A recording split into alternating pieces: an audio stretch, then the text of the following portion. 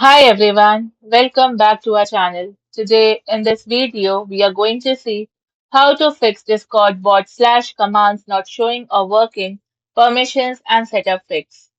To fix Discord bot slash commands that are missing or unresponsive, you need to verify the bot's application scopes, integration permissions and registration methods. First, re-invite the bot with the applications.commands scope.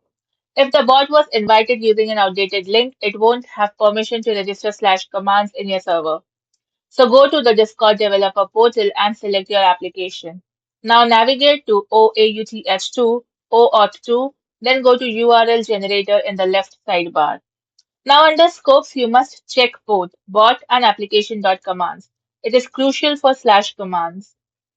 Now under bot permissions, select the standard permissions your bot needs. For example, send messages, use slash commands.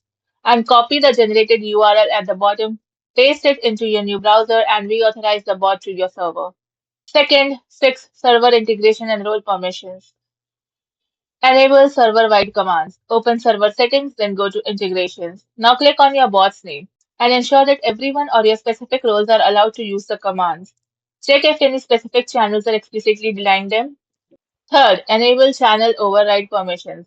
Right-click the channel where commands fail, then go to Edit Channel and then go to Permissions.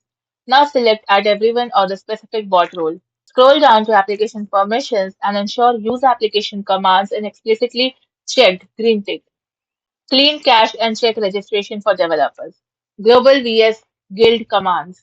Global commands take up to 1 hour to propagate across Discord's network. If you need instant updates for testing, register them as Guild commands pointed directly to your specific server ID. Next, force Discord app refresh. Discord desktop and mobile clients heavily cache application commands. So press Ctrl plus R for Windows or Command plus R for Mac to hard refresh the app and force it to fetch the new slash command list. Next is to verify syncing logs. Check your hosting console, Node.js, Python, etc. Ensure your code isn't throwing an internal error like missing access or an invalid token during the REST deployment phase. Thank you for watching, and for more such informative videos, do like, share and subscribe to our channel.